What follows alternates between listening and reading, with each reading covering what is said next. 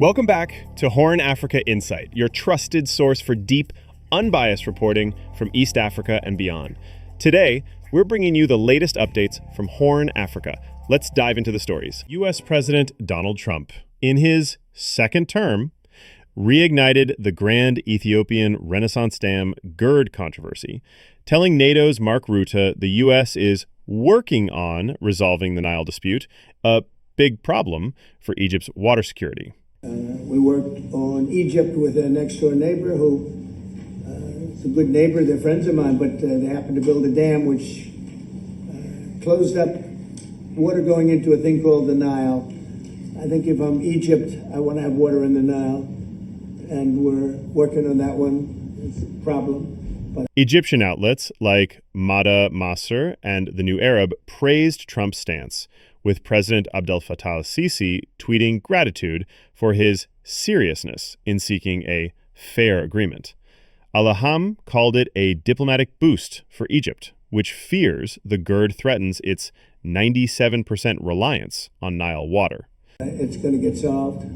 They built one of the biggest dams in the world, a little bit outside of Egypt. You know about that. You've been hearing about that one.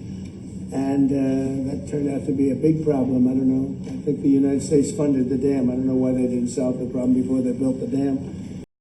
Unconfirmed reports suggest Ethiopia's foreign minister summoned U.S. Ambassador Irvin Masinga in Addis Ababa to clarify President Donald Trump's July 14, 2025 remarks on the Grand Ethiopian Renaissance Dam GERD.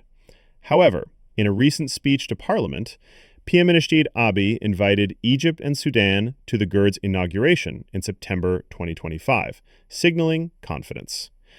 Ethiopian intellectual Dr. Berhanu Lengisu, writing on July 18th, slammed Trump's claim that the U.S. financed the $4 billion project as baseless, noting Ethiopia's domestic funding via bonds and public contributions.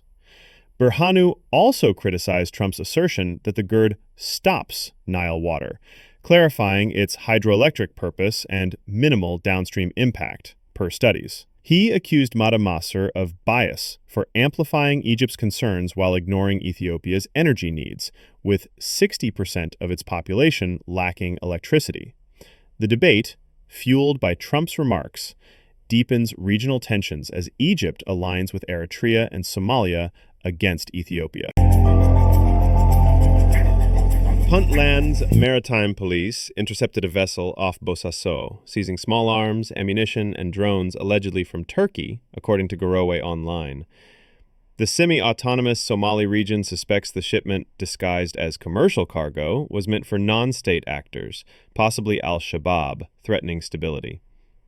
Somali Guardian links it to tensions with Somalia's federal government, which has a defense pact with Turkey, including naval deployments.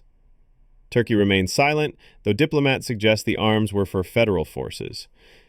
The seizure highlights the Indian Ocean's role as a smuggling hub, with Turkey, the UAE, and Iran competing for influence. Puntland's anti-piracy forces, backed by international aid, face challenges curbing such flows. Is this a Turkish blunder or a calculated move? The Horn's watching closely. The European Union is drafting sanctions against companies fueling Sudan's civil war, targeting those tied to the Sudanese Armed Forces, SAF, and Rapid Support Forces, RSF, per Reuters, June 2025.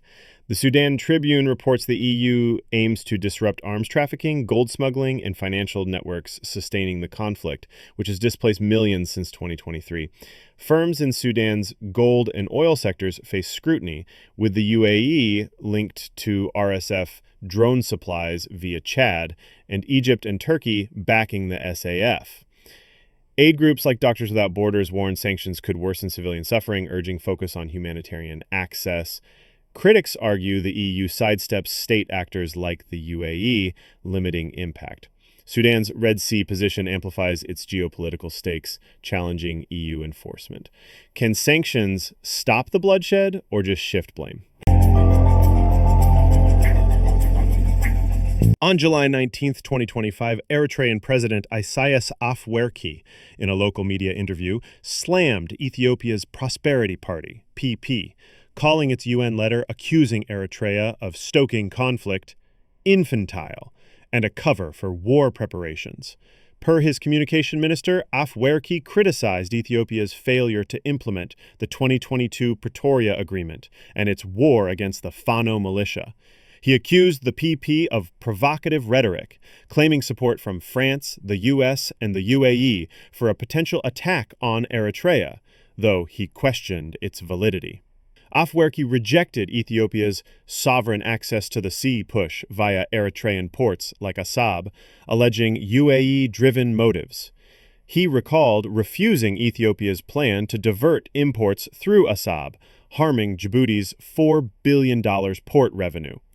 Eritrea seeks regional stability, he said, but will defend itself if attacked, urging Ethiopia to address its internal crises. War or peace in the Horn? That's your Horn Africa Insight for today. From Nile disputes to Puntland, East Africa's on fire. If you found this video informative, smash that like button, subscribe, and ring the bell for more explosive updates. Leave a comment below. What story would you like us to cover next? Thanks for watching, and remember, stay informed, stay engaged.